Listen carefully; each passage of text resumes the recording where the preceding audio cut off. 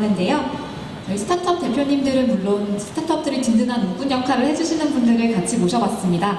그래서 저희 보고서의 기초가 되었던 스타트업 생태계 분들이 다 이렇게 생생한 목소리를 들을 수 있지 않을까 기대가 되는데요. 무대에 지금 세팅에 조금 시간이 걸리는 것 같습니다. 조금만 기다려주시면 될 것 같습니다.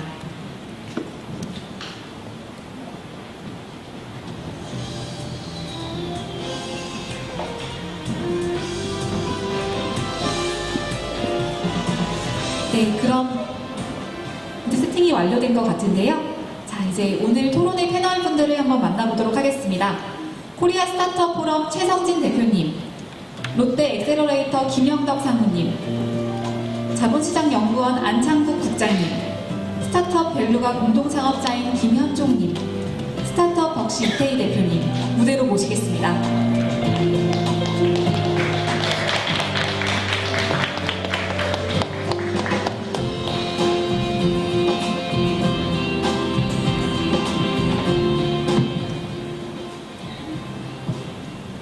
네, 그럼 패널분들과 토론회 진행을 도와주실 코리아 스타트업 포럼 최성진 대표님과 함께 토론을 바로 시작하도록 하겠습니다. 모두 큰 박수 한번 부탁드립니다. 네, 안녕하세요. 코리아 스타트업 포럼 대표 맡고 있는 최성진입니다. 저희가 그 패널 토론 및 Q&A 해가지고 11시 50분까지 진행하는 걸로 되어 있는데 지금 시계가 없네요. 제가 잘 모르시는 분이 많겠지만 제가 이런 패널 토론 사회 같은 거 굉장히 잘 봅니다. 굉장히 잘 보는 것 중에 하나가 끝나는 시간을 잘 맞추는 게 또 제 능력 중에 하나인데, 저희가 원래 40분 예정이었는데 지금 30분 정도 시간이 있는 것 같아요. 그래도 정말 이제 중요한 분들을 모셨기 때문에 30분은 너무 아쉽고 폐회하는데 10분씩 걸리지는 않을 것 같으니까 저희가 55분까지 정확히 좀 이야기를 해보는 걸로 하겠습니다. 저희 코리아 스타트업 포럼도 이번에 함께 연구에 참여해서 좀 뜻깊은 보고서가 나왔는데요. 같이 이 연구 보고서의 의미를 좀 풍성하게 살릴 수 있는 그 네 분의 패널을 모시고 이야기를 하도록 하겠습니다. 한 분 한 분 이제 직접 소개하실 수 있는 시간을 드리고 싶은데 시간이 별로 없어서 제가 질문 드리면 발언하실 때 어떤 역할을 하고 계시는 분인지 한번 설명해 주시고 말씀을 해주셨으면 좋겠고요. 저는 굉장히 자유로운 이 토크를 지향하는 편인데, 그래도 그 네 분이 나오셨으니까 한 분씩 하나 정도는 제가 개별 질문을 드리고 그 다음에는 이제 좀 자유롭게 토크를 이어갔으면 좋겠습니다. 그러면 제가 이 먼 순서부터 이태희 대표님부터 일단 저희 보고서 구성이 다 이제 발표 들으셨겠지만 규제 얘기가 있고, 또 규제 중에서도 특별히 콕 집어서 데이터 이야기가 있고, 그 다음에 이제 그 투자 생태계, 그리고 또 인재유입에 대한 이제 이야기가 있는데요. 규제가 일단 중요하게 언급이 된 것 같아서 그 부분 먼저 이야기했으면 좋겠는데, 사실 우리나라 규제 중에서 진입 규제 중에서도 가장 또 최고로 센 진입 규제가 모빌리티 산업 영역인 것 같아요. 표가 좀 저는 착시 현상이 있다고 생각하는 게 2년 전하고 올해가 굉장히 우리나라 규제가 좋아진 걸로 보이는데, 세계 100대 스타트업 중에 올해 저 우버랑 리프트가 엑시트를 했어요. 더 이상 스타트업 통계에 안 잡힙니다. 우버랑 리프트만 해도 100조 정도 기업 가치가 되거든요. 그게 빠져나가서 또 이게 표가 좋아진 것도 같은데, 모빌리티 영역이 그만큼 영향력이 크고 데카폰이 많이 나오는 그 영역인데, 우리나라는 모빌리티 스타트업의 무덤이다 이런 평가를 받고 있거든요. 그래서 최근에 그 국토부가 상생과 혁신과 상생한 특시제도 개편 방안 발표하기로 했는데, 모빌리티 스타트업의 무덤에서 오랫동안 그 사업을 해오신 입장에서 모빌리티 분야의 혁신과 상생을 어떻게 가능할지 좀 한번 의견을 주시면 좋겠습니다.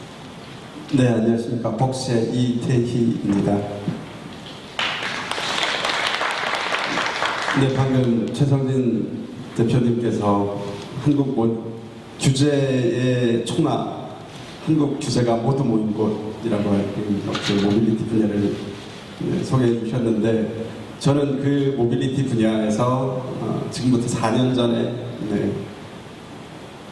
지금 요즘 가장 논란이 많은 11인에서 15인승 렌터카를 기반으로 벅시라는 서비스를 시작했습니다. 그래서 어떻게 보면 지난 4년간 국내에서 일어났던 논란들을 가장 체감을 많이 해봤던 당사자 중에 한 명입니다.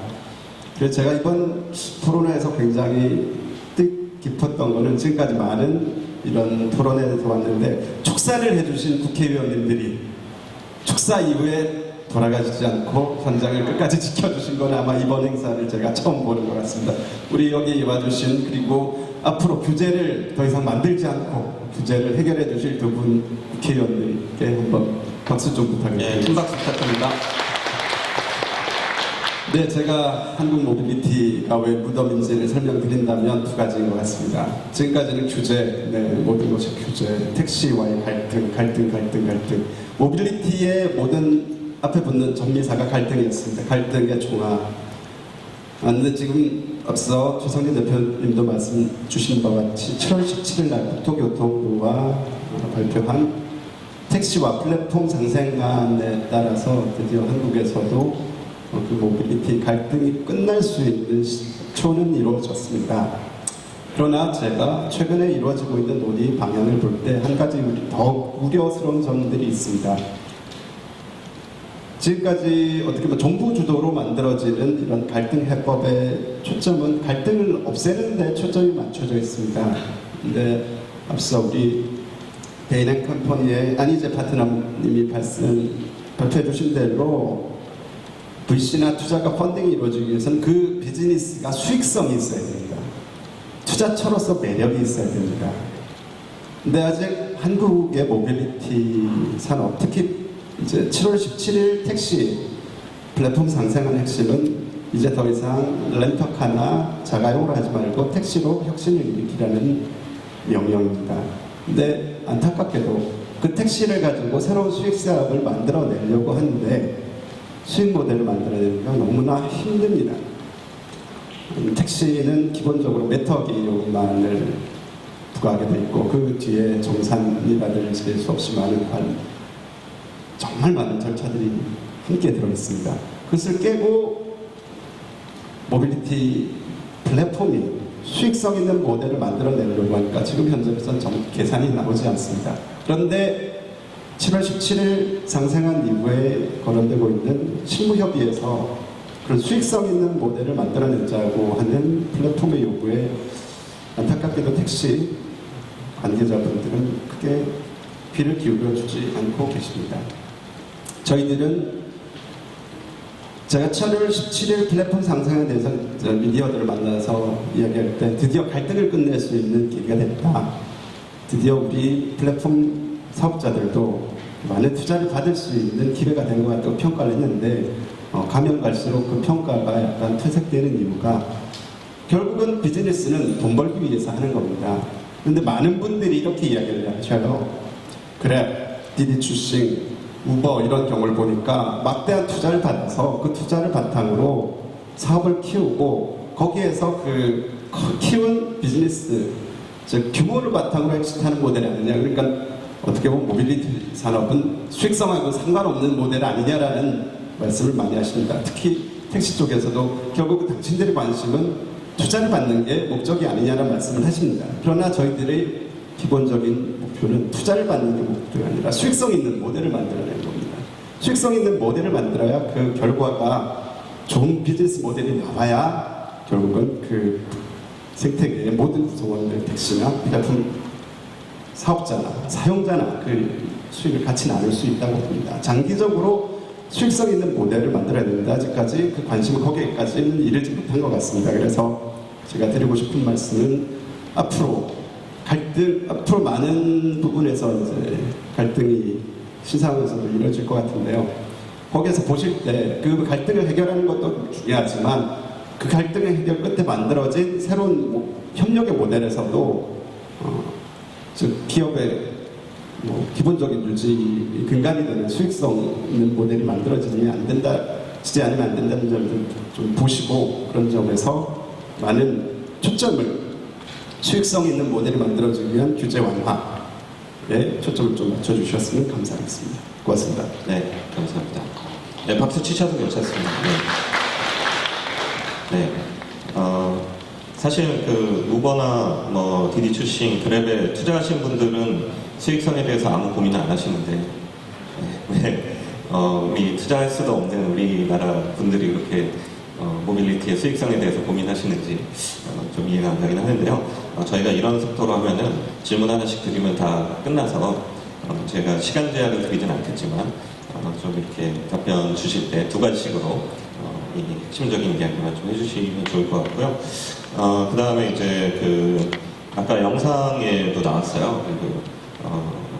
그 벨로가 맥주를 정기 배송해주는 서비스를 하셨다가 두 번이나 서비스를 내렸습니다.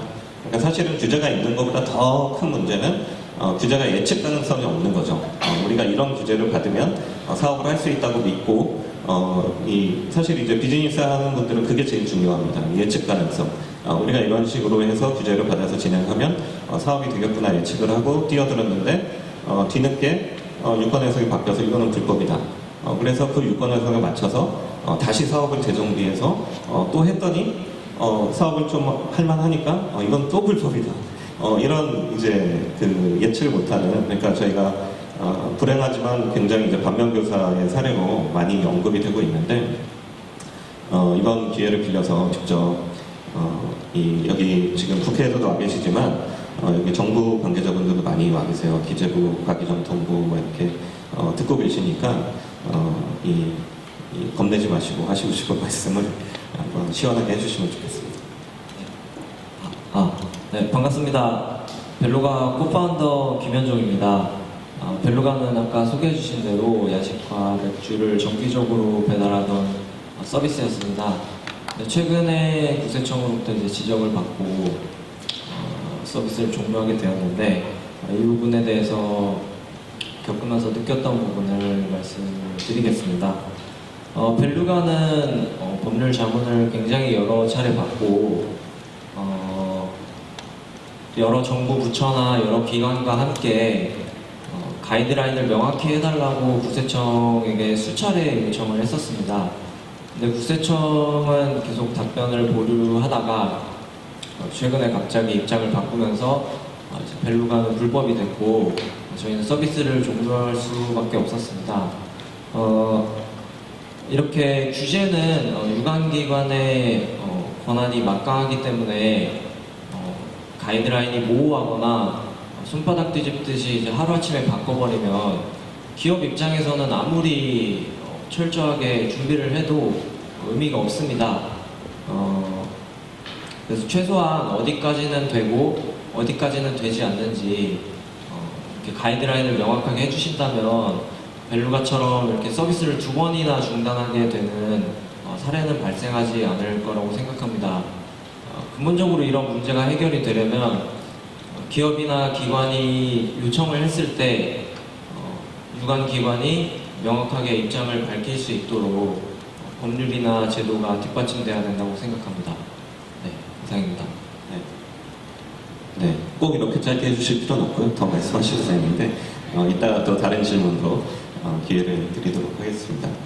네, 그 벨루가 사례는 저희 스타트업 이 생태계에서는 굉장히 유명한 사례예요. 왜냐면은 이게 정말 몇 년 동안 이 서비스 문 닫는 게 첫 번째가 아니고 한 번 문 닫았다가 국세청의 유권 해석에 맞춰서 다시 사업을 준비를 했는데 이 맥주의 부소에, 그러니까 음식의 부소에서 하는 기준에 맞춰서 이제 하려고 했는데 그것마저도 지금 된 거죠. 그럼 예를 들면 국세청이 미리 안 된다고 해줬으면 두 번째 다시 비용을 들여서 이렇게 하다가 접는 일은 없었을 텐데 사실은 이거는 전적으로 어떻게 보면 규제 또 규제 기관의 책임이 아닐 수 없다 저는 이렇게 생각을 하고 있습니다.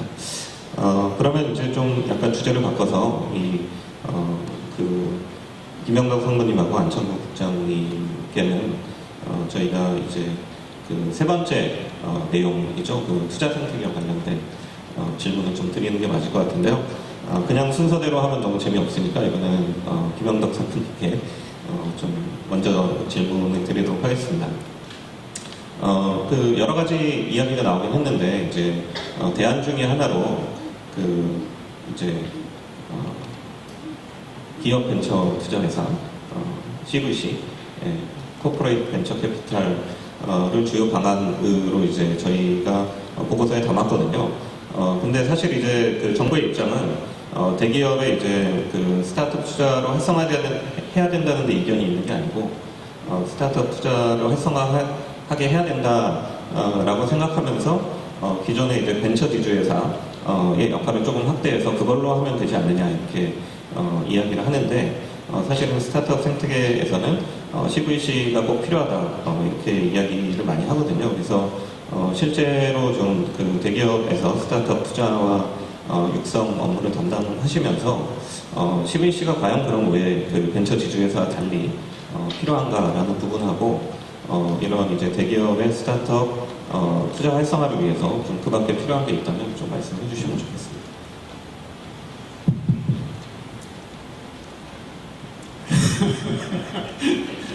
이게 웜업이 안 되니까 이게 제가 이런 패널 토론과 항상 웃음 담당이니까 이게 너무 진지한 자리라 웃지는 못하겠고 근데 이제 이런 얘기를 할 때마다 근데 아까 굉장히 놀랐는데 정병국 국회의원님이 우리 생태계에 대해서 너무 잘 이해하시는 것 같아요. 저런 분을 만나본 적이 없어요.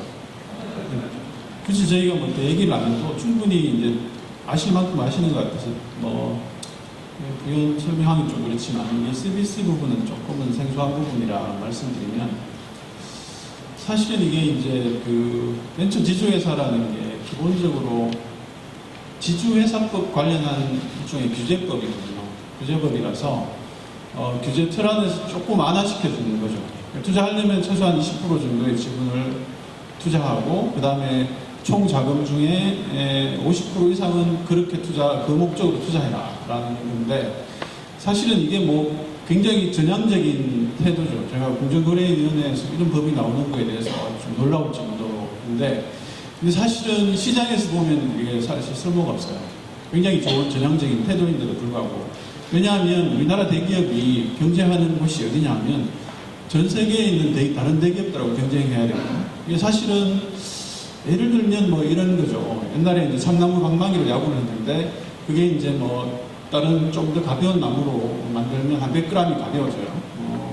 그러면 좋은 거 아니냐. 벤처 지주회사가 사실은 가벼운 방망이야 라고 주는데 사실은 다른 외국의 대기업들은 알루미늄 방망이를 쓰거든요. 그러면 아무리 우리가 100g이 가벼워져도 그 나무 방망이를 쓸 수는 없죠. 그런 것처럼 사실 벤처 지주회사가 법이 만들어지게 되는데 아무런 어떤 대기업도 저 제도를 활용하지 않고 있잖아요.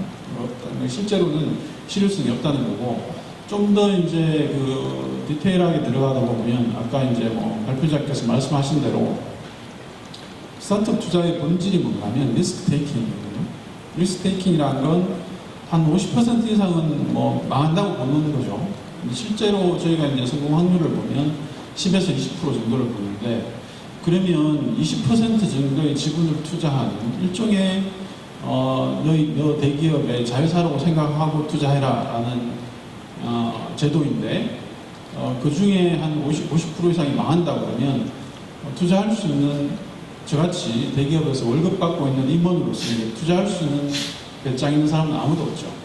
왜냐하면 투자해서 2, 3년 후에 회사가 반 정도가 날아가고 나면 자기 옷을 벗어야 되는데 할 수가 없는 거죠. 그게 아무리 회장이 제가 볼 때는 오너도 함부로 할 수 없는 오너는 그렇게 하면 배임에 밀릴 것이고 저 같은 임원들은 옷을 벗어야 되는 구조라서 사실은 제도적으로 해볼 수 없는 거죠. 그러면 다른 외국의 대기업이나 또는 그나마 저희처럼 일종의 다른 방식으로 이제 벤처 투자를 하는 대기업 형태를 보면 어쩔 수 없이 굉장히 유연한 조직을 가져갈 수밖에 없어요. 그러니까 자본의 구조도 굉장히 유연해야 되고 투자하는 방식도 아주 작은 퍼센트부터 나중에 점점점 내려가면서 다른 벤처 캐피탈이 하듯이 유사한 방식으로 하고 그 다음에 대기업의 기존 사업과 오픈 이노베이션 할 수 있는 형태의 네트워킹 해주는 이런 형태를 전 세계적으로 구글부터 시작해서 다 하고 있는 건데 그 형태를 따라갈 수밖에 없는 거라서 현재 벤처 지주 회사로 회사법으로 해라라고 하는 건 사실은 좀 무리한 것 있다라고 말씀드릴 수 있습니다. 네. 웃음을 좀 주셔도 괜찮습니다. 네, 저희가 물론 진지한 자리이긴 하지만 또 이게 하루아침에 모든 정책이 해결되는 게 아니기 때문에 긴 시간 또 저희가 전진해야 돼서 웃어가면서 해도 괜찮을 것 같습니다. 이번에는 이제 안창국 국장님께 좀 질문 드리고 싶은데요. 사실 지금 김영덕 상무님도 말씀해 주셨지만 이게 투자 생태계 그 활성화에 저희가 뭐 CVC 그 대안으로 좀 제시가 되어 있고 창업자 차등 결권도 제시가 되어 있고 또 M&A 그 회수 엑시트를 활성화하기 위해서 M&A가 활성화돼야 된다. 이런 이야기들이 있는데 이게 사실은 상당 부분 뭐 창업자 차등 결권 CVC 뭐 이런 부분들이 다 국회 문턱을 넘어야 되는데 국회에 가면 어떤 정책적인 반대에 부딪히냐면 이게 이걸로 인해서 대기업 재벌들 도와주는 거 아니냐, 차등을밀가를 활용해서 편법 상속 증여 이게 활용되는 거 아니냐, 또 CVC 해줬다가 또 대기업의 무분별한 확장에 도움되는 거 아니냐, 뭐 이런 이제 우리나라의 어떤 이제 대기업 정책, 재벌 정책 이라는 큰 정책 목표에 항상 부딪히는 것 같아요, 방향성이. 그래서 취지에는 공감하지만 이거 해줬다가 부작용이 크다는 건데 사실은 이제 스타트업들 그러니까 대기업들도 그러다 보니까 국내 스타트업 인수했다가 M&A 했다가 괜히 문화발 확장한다는 비판을 듣기 싫으니까 해외 스타트업을 인수하고 우리나라 스타트업들 대기업들 투자받으면 대기업 계열사에 편입돼서 스타트업이 자유롭게 좀 그 높은 성장을 해야 되는데 규제를 다 받으니까 안 하고 이 악순환이 되는 것 같아요. 근데 이제 스타트업들도 대기업들이 아이디어나 뭐 이런 거를 좀 베끼거나 도용하거나 들어와서 경쟁하거나 이런 우려가 과거에는 많았습니다만 지금은 이제 스타트업들도 대기업들의 먼저 성장한 기업들의 투자를 필요로 하고 많은 대기업들이 진정성 있게 스타트업의 투자나 육성에 나서고 있다고 보거든요. 그러면 우리가 이런 큰 정책적 방향, 대기업 규제라는 정책적 방향을 극복하고 우리나라 자본시장 그리고 투자 생태계가 좀 올바른 방향으로 나갈 수 있는 그런 방향이 어떤 게 있을지 한번 굉장히 어려운 질문인데요. 네, 한번 그래도 의견을 한번 주시면 좋지 않을까 싶습니다. 먼저 저를 소개하면 저는 지금 자본시장 연구원에 있지만 금융위에 과장을 하다가 이제 여러분들에서 오게 됐고요. 저는 주로 숫자 쪽 시작 자체가 이제 자본시장 쪽을 시작해서 투자나 이런 쪽에 계속 푸는 쪽, 간투법이든 자통 쪽, 푸는 쪽으로 많이 하다 보니까 여기 초대받게 된 것 같고 이제 그 이후에는 만드는 쪽, 사다리 펀드를 만든다든지 혁신부모펀드 만든다든지 산업지원 이러다 보니까 이제 여기 초대받은 것 같고요. 아주 어려운 질문 주셨는데 이제 약간 똑같습니다. 저희도 이제 제가 푸는 쪽을 하다 보면 항상 뭐 상업펀드 규제를 완화한다, 뭐 어떤 투자 규제를 완화한다. 항상 저희가 항상 많이 싸우는 쪽이 공정거래위원회하고 그 다음에 이제 뭐 다른 쪽에 그 사람들하고 많이 부딪히됩니다. 또 재벌 이슈 항상 딜레마입니다. 그러니까 저희는 좋은 의도를 가지고 있지만 이걸 악용하는 사람들을 어떻게 할 것이냐에 문제에 접근하게 되면 새로운 전진이 안 되는 부분이 되게 많은 것 같고요. 아까 저기 CVC랑 벤처 지주사 같은 경우에도 제가 그렇게 CVC 형태가 필요하다고 많이 요청을 했었어요. 근데 이제 지주법 체계에 대해서 보다 보니까 그런 이제 지주법 체계에서 이걸 수용하려고 하니까 이런 형태만 허용하고 이런 형태는 이런 규제를 완화한다. 전형적인 그 공무원이 접근하는 방식들이거든요. 그러니까 이제 차라리 그럴 거라면 여기도 마찬가지로 그냥 하되 이런 건 하지 말아라 했었으면 훨씬 더 자유롭게 더 이루어지는 부분이 있다는 생각이 들기도 하고요. 그래서 항상 뭐 상업펀드 규제를 완화하면 이걸 완용해서 재벌들이 기업 수익을 늘리고 뭐 지배력을 확대한다. 이런 문제를 놓고 저희가 답을 하기가 어렵습니다. 안 할 수 있습니다. 아니 그러지 않습니다. 라고 얘기할 수는 없는 또 규제를 만들게 되는 부분이 있다는 걸 말씀드리고요. 항상 저는 느낌상 스타트업도 나중에 재벌이 대기업이 될 수도 있고 어차피 지금 큰 기업들도 새로운 사업을 확대시키기 위해서는 M&A나 이런 거 할 수밖에 없습니다. 아까 구글 나오셨지만 구글 벤처스 같은 경우에서 새로운 사업 공정을 무엇에 자기가 연구 개발하는 것도 있지만 M&A에서 융복합시키고 붙여나가고 이러고 글로벌하게 이루어지는 부분이니까 그거는 우리나라 그 큰 기업, 뭐 대기업도 예외일 수는 없을 것 같다는 생각이 듭니다. 그래서 그런 부분에 대해서 원래 공정거래 목적이 1인에 의한 어떤 경제적 남용이나 지배력 확대 그런 문제라면 그 문제가 아닌 부분에서는 좀 더 자유롭게 터주는 게 혁신도 유발할 수 있고 미래에 이제 뭐 새로운 스타트업도 그런 이제 지주사 체계가 됐을 때 훨씬 더 자유롭게 사업을 확대시키고 소멸시키고 소멸시키고 엄격한 숫자 규제를 두다 보니까 뭐 상대형기업 20% 가져야 된다, 비상장 20% 갖다 보니까 이 형식 규제에서 너무 많이 치우치는 부분이 있어서 자유로운 생각과 자유로운 어떤 변화를 수용 못하는 측면이 있다고 생각입니다. 뭐 제가 정부 당국자인데 갑자기 벗어난다고 이제 욕을 하는 게 아니라 푸는 쪽이 있다 보니까 아 제가 사업을 하면 스타트업을 과연 어떻게 할까 고민을 하게 되다 보면 아 힘들겠구나 라는 생각을 많이 하고 있습니다. 그래서 그 측면에 말씀드리고 금융의 공식적 입장은 아니고요. 제가 규제를 풀어보고 알아보니까 그다음에 이제 국회를 다니고 뭐 사모펀드 규제를 완화한다 뭐 한다 보면 항상 이제 뭐 반대편에 부딪히는 목소리들이 이제 그런 우려의 목소리 그게 많았다는 것은 뭐 사실이었고요. 네, 안창호 국장님 감사합니다. 저 공무원 하시다가 이렇게 나오신 줄은 제가 미처 모르고 적절한 질문 드린 것 같습니다. 사실 근데 지금 이 공직에 계신 분들하고 이야기해봐도 문제의식은 대체로 공감을 하세요. 근데 저는 그게 좀 더 이제 비극적인 것 같아요. 그러니까 이제 정부에 계신 분들도 이러이러한 부분들을 육성해야 된다는 걸 공감하면서도 기존 제도의 틀에서 정책을 집행해야 되는 고민을 안고 계신데 핵심적인 거는 그런 것 같아요. 그러니까 이제 성장의 방식이 그동안 우리 제도가 정부와 제도가 경제를 이끄는 역할을 많이 했잖아요. 선도적으로 경제 계획도 세우고 어떤 산업을 육성할 것인가 그리고 이제 이 자금이나 뭐 투자도 어느 쪽에 많이 이루어져야 된다 이런 것들을 선도적으로 해왔는데 더 이상 그런 방식으로 이제 성장이 이루어질 수 없는 시대고 혁신을 통해서만 성장할 수 있는 시대가 됐기 때문에 이제는 다들 아시는 것 같아요. 그러니까 그 대기업들도 해외 진짜 지금 세계 시가총액 10위 내에 든 기업들이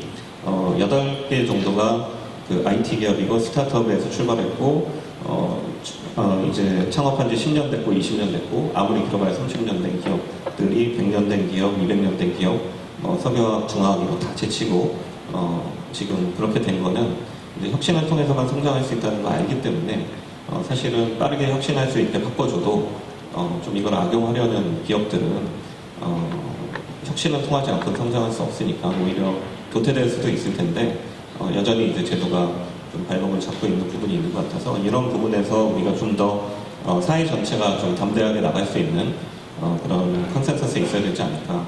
사실 이 보고서도 좀 그런 차원인 것 같아요. 저희 여기 계신 분들은 어느 정도 다 알고 계신 내용이지만 정말 국민들과 함께 이런 이야기를 좀 해보자 라는 취지가 있는 것 같고요. 그리고 이제 조금 더 이번에는 이제 그냥 제가 말씀드리면 발언하고 싶으신 분이 계시겠습니다 해서 하시면 좋을 것 같고요. 데이터 이야기는 사실 굉장히 그동안 많이 해와서 많이 데이터 관련해서 혹시 꼭 이 얘기만 하고 싶다. 일단 국회에서 빨리 법을 통과시켜 주셔야 되고 사실 그것만으로도 좀 부족한 부분이 있습니다. 그죠? 데이터 쪽도 3법이 통과돼도 예측 가능성이 좀 떨어져서 또 우리나라는 형사처벌 이 창업자들이 잡혀가거든요. 그 창업자들도 그렇고 종사자들도 뭐 그런 문제들이 있는데 혹시 데이터 관련해서 이런 부분들이 꼭 풀어줘야 된다. 이태희 대표님이나 김현정 대표님이 말씀하실 게 없으면 강요하지 않고 사실은 저희 챕터 4개 중에 앞에 3가지는 굉장히 그동안 좀 많이 해왔던 이야기인데 인재교육도 그동안 많이 해왔지만 저희 보고서에 스타트업 코리아 보고서에는 처음으로 이제 본격적으로 이야기가 되는 것 같아요. 그래서 인재교육 관련해서는 좀 저희가 여기 패널 토크에서도 좀 짚고 넘어갔으면 좋겠는데 지금 이야기 나온 게 일단 개발자들을 많이 못 키워내는 국내 현실 그리고 해외에서도 못 데려오는 현실 그 다음에 좋은 개발자가 있어도 스타트업 가기보다는 네이버 카카오 가고 싶고 아니면 삼성전자 가고 싶고 아니면 구글 가고 싶고 뭐 스타트업은 안 하고 싶고 뭐 이런 문제 그리고 이것이 결정적으로 그런 이제 기업가 정신 앙트로프로너십이라고 하는 게 좀 부족한 거 아니냐 이게 좀 지적이 되는 사항들인 것 같아요. 그래서 이 부분에 대해서 좀 김현덕 상무님 마이크를 쥐신 자세가 발언을 꼭 하고 싶다 그런 뜻이시죠? 네. 제가 벤처기업에서 오랫동안 내가 다녔던 학교에 있는 후배들을 밥 사주면서 술 먹이고 그래서 제정신이 아닐 때 이제 오케이를 받아내면 데리고 올 수 있고 아니면 뭐 그 다음에 인맥을 굉장히 동원해서 하는 게 유일했는데 근데 이제 제가 대기업을 몇 년 일해보니까 대기업이 사실은 채용하고 있는 게 공채 시스템이잖아요. 근데 앞으로는 이 공채가 그렇게 대기업도 살아남으려면 공채가 줄일 수밖에 없는 구조일 것 같아요. 그러니까 그래서 다행스럽다라는 생각을 좀 하고 그러면 앞으로는 우리가 뭐 이런 얘기 많이 하잖아요. 긱 이코노미라고. 그래서 사실은 우리 노동 환경이라는 게 굉장히 고용 측면에서는 유연하지 않아서 사실은 기업 입장에서 굉장히 좀 답답함이 있긴 한데 세상은 그 방향으로 갈 것 같아요. 우리가 아무리 이익 집단에 있어서 그런 걸 안 하려고 하더라도 그런 것 같은데 그러다 보면 개발자들도 당연하게 그 시스템 내에서 굉장히 다양한 일들을 하면서 또는 아까 뭐 그 얘기도 있었잖아요. 저도 전산 전공했는데 대학 내에서의 인원을 늘리지 못하잖아요. 이게 뭐 사실 굉장히 복잡한 교수들 사이의 문제들, 뭐 대학 내에서의 여러 가지 사실 이권이라서 이게 학생을 어느 한쪽은 줄이면 한쪽이 늘고 한쪽이 줄고 교수가 줄고 교수들은 옷을 벗어야 되니까 절대로 일어날 수 없는 일이라서 제가 볼 때는 불가능할 것 같고 근데 이제 기업이나 또는 민간에서 이제 교육해서 그런 인력들이 스타트업 채용이 되고 자기 경력들을 쌓아갈 텐데 그런 거에 맞게 이제 정부가 뭐 그런 걸 조금 더 인프라를 잘 만들려고 한다고 생각한다면 그런 노력들을 하고 있는 걸로 알고 있거든요. 근데 이제 가장 중요한 게 이 취업자 입장에서 보면 자기의 경력이 좀 일종의 공정이 되는 내가 여기 근무했어요. 뭐 대기업에 근무한 것들은 경력 증명들이 굉장히 쉬운데 저같이 이제 전산 전공에서 스타트업에 들어가서 이제 코딩하고 이랬는데 나중에 회사가 망하고 없으면 내 경력이 없어요. 그죠?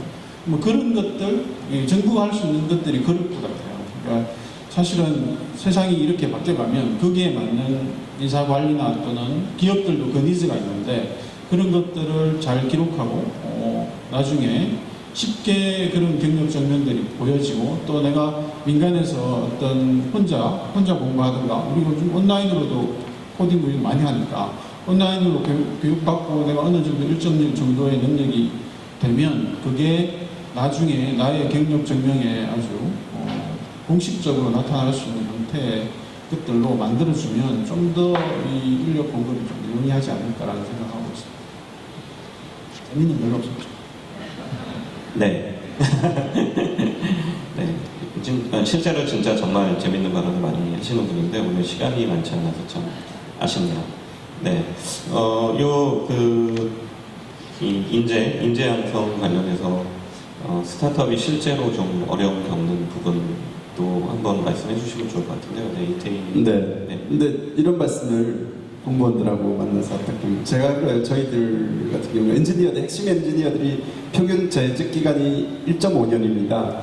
저희들이 잘 키워놓으면요 네이버에서 데려가시고 삼성전자에서 모셔가시고 근데 기쁜 마음은 보내드리죠. 왜냐하면 저희보다 좋은 회사로 가니까. 근데 이런 말씀을 공무원들하고 나누면 딱 이런 말씀을 정세가 그럼 이제 나가지 않게 규제를 만들어 드릴까요?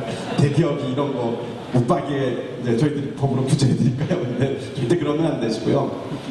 어떻게 보면 그런 것 같습니다. 제가 여기에 딱 보니까 저 주변을 보시면 우리 자랑스러운 한글로 이루어진 조형물이 있습니다. 우리가 가장 빠른 산업 개발, 어떻게 보면 지금 성공을 이룰 수 있었던 것은 문맹을 가장 빨리 깰 수 있었고 그 문맹을 깰 수 있었던 게 바로 저 훈민정음입니다.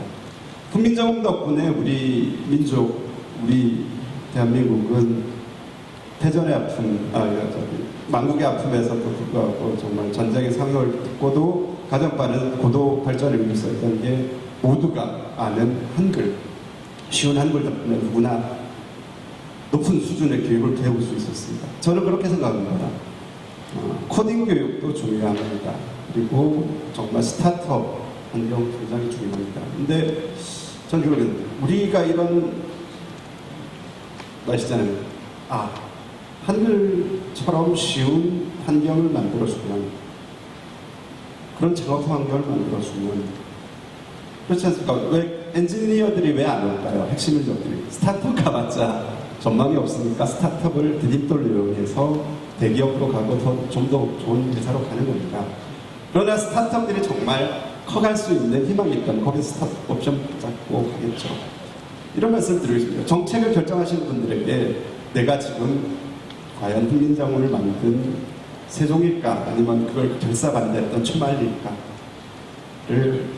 스스로에게 생각해 보신다면 너무 거창한 얘기인데, 자, 우리 창업 리터러시, 코딩 리터러시를 정말 쉽게 누구나 이해할 수 있고 누구나 도전할 수 있는 환경으로 만들 수 있는 건 이 자리에 있는 분들인 것 같고요. 네, 저희들도 더 노력하겠으나 제도를 만들어주신 분들도 같이 그런 노력을 했으면 좋겠습니다. 네, 제가 시간을 진짜 철저히 지키는 사람인데 지금 약속드린 시간 거의 끝나가는데 그래도 중요한 분들이 오셨기 때문에 좀 마지막으로 좀 이야기는 듣고 마무리를 하는 게 좋을 것 같습니다. 그래서 사실 저희가 좀 해보고 싶은 이야기는 굉장히 많기는 한데 오늘 또 정해진 시간이 있으니까 우리 스타트업 코리아의 이 발전을 위해서 오늘 정책 제언을 했는데 지금 정책 제언된 거를 포함해서 정말로 우리가 좀 오늘 다들 돌아가시기 전에 이거만큼은 좀 새기고 돌아갔으면 좋겠다, 이런 개인적인 생각도 좋고요. 그런 거 있으시면 한 30초에서 1분 정도만 굉장히 어렵죠. 말씀해 주시면 좋을 것 같습니다. 김현종 대표님부터 준비하실 시간을 조금 드릴까요? 짧게 해보겠습니다. 네. 벨루가의 팀원 개개인은 어떻게 보면 각자가 이제 시간과 자본과 노력을 투자해서 국가의 가이드라인만 믿고 사업을 하다가 이렇게 안타깝게 중단을 하게 되었는데요. 이렇게 저희가 벨루가를 처음 시작한 거는 세상의 이제 문제나 불편함을 해결하고자 하는 선한 의지를 갖고 시작을 했습니다. 이렇게 창업가들의 선한 의지를 믿어주시고 창업가들이 사회에 기여할 수 있도록 환경을 조성해 주시는 게 바람직하다고 생각합니다. 네, 감사합니다. 네, 좀 가슴을 발언을 마지막에 시켜드렸어야 될 것 같은데, 네, 그러면 또 시간이 없으니까 그다음에 안창구 부장님, 말씀해 주시죠.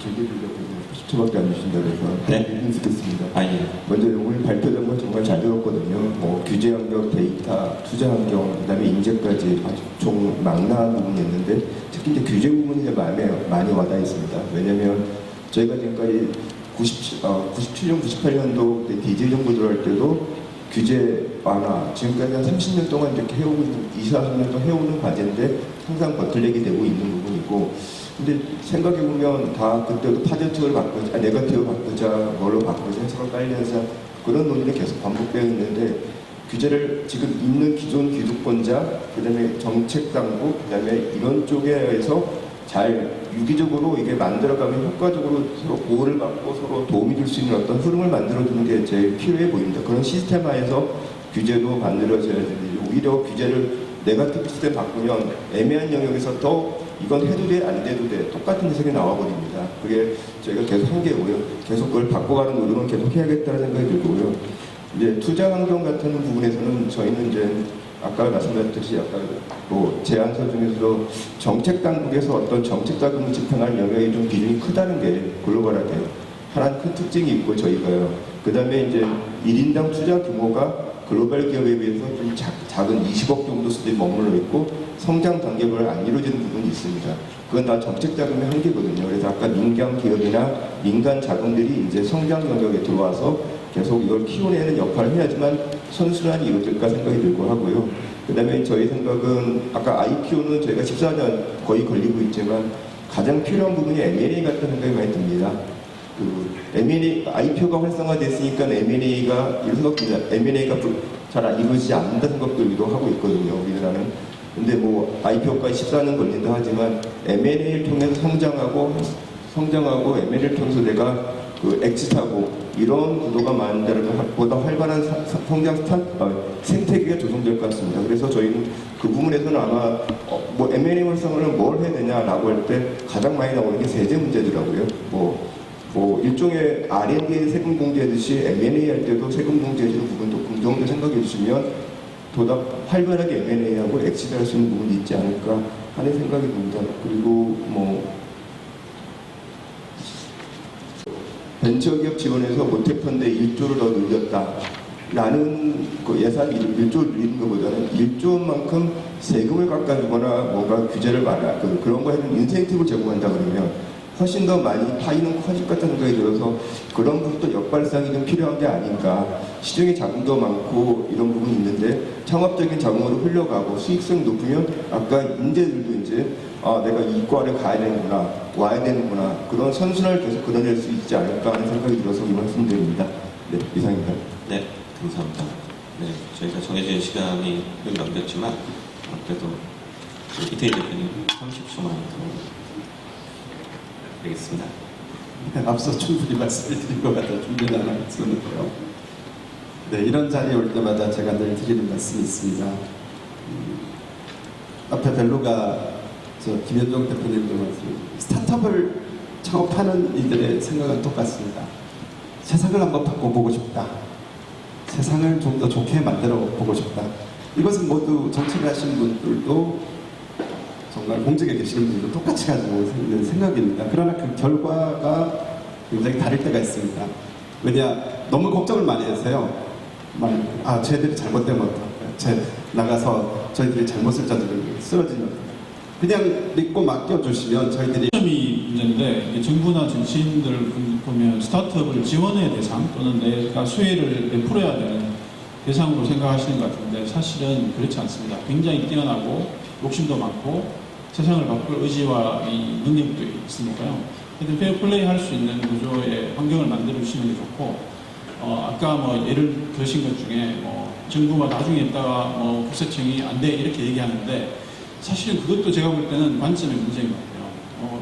일단 높은 나라님이 네가 해도 돼 안 해도 돼를 결정해 준다라는 걸 우리가 쉽게 수긍하는 것 같은데 사실은 사법 시스템이 있어서 한번 다쳐볼 만하거든요. 근데 그거를 아예 안 하는 문화 자체도 좀 문제인 것 같아요. 한번 붙어보자.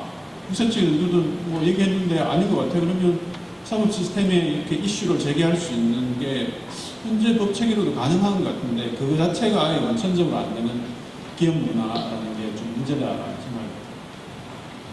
네, 감사합니다.